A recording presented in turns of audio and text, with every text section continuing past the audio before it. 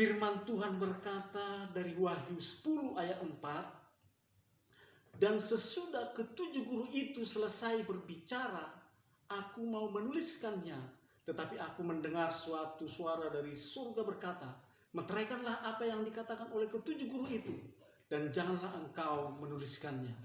Jadi Rasul Yohanes waktu dia di Pulau Patmos mendengar suara ketujuh guru ini. Jadi Rasul Paulus ini sudah mendengar dan dia mau menuliskan, tetapi ada suara dari surga berkata, meteraikanlah, jangan engkau menuliskannya.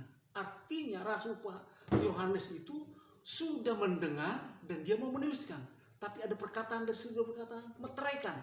Artinya meteraikan itu pasti akan digenapi.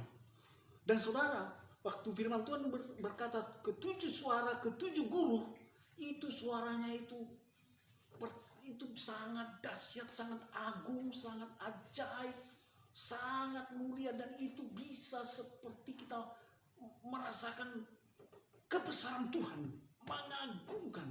Jadi waktu saya dapat ayat ini, ada beberapa poin yang saya dapat. Pertama, waktu suara ketujuh guru itu, pertama yang saya dapatkan itu, begitu besarnya Tuhan kita, begitu agung, begitu mulia, begitu dahsyatnya.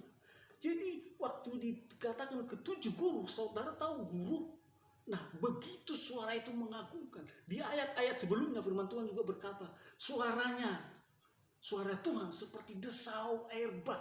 Itu suara menakutkan, saya katakan, karena kemuliaan Allah.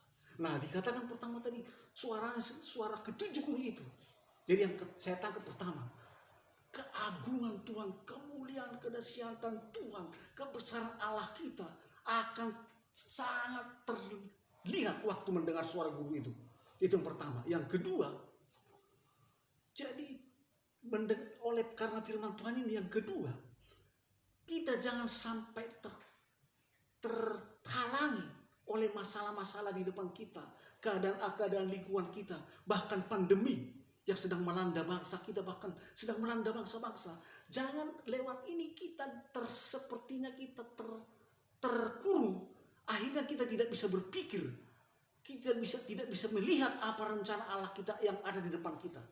Itu yang kedua. Jadi jangan sampai masalah ini menghalangi kita melihat kebesaran Tuhan. Itu poin yang kedua. Yang ketiga, baru apa isi daripada ketujuh guru itu. Nah, saudara, saya pasti Tuhan taruh di hati saya tentang apa isi daripada ketujuh guru itu.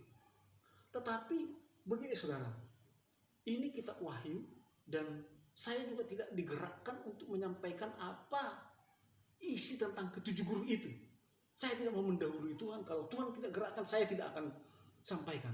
Tetapi saya percaya poin pertama dan kedua. Tadi poin pertama setelah mendengar firman Tuhan ini, pertama, melalui firman Tuhan saya melihat keagungan Tuhan, kebesaran, kemuliaan Tuhan semakin besar, semakin kelihatan dalam hidup saya.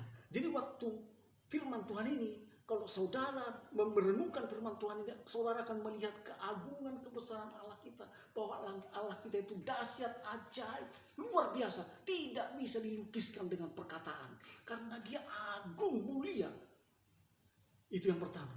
Yang kedua tadi, jadi masalah keadaan-keadaan ini tidak bisa lagi menghalangi kita untuk melihat rencana Tuhan dalam hidup kita, dalam bangsa kita, bahkan dalam bangsa-bangsa. Justru pandemi, masalah pandemi yang melanda dunia itu menjadi loncatan melihat bahwa Allah kita itu Allah yang dahsyat, Allah yang perkasa.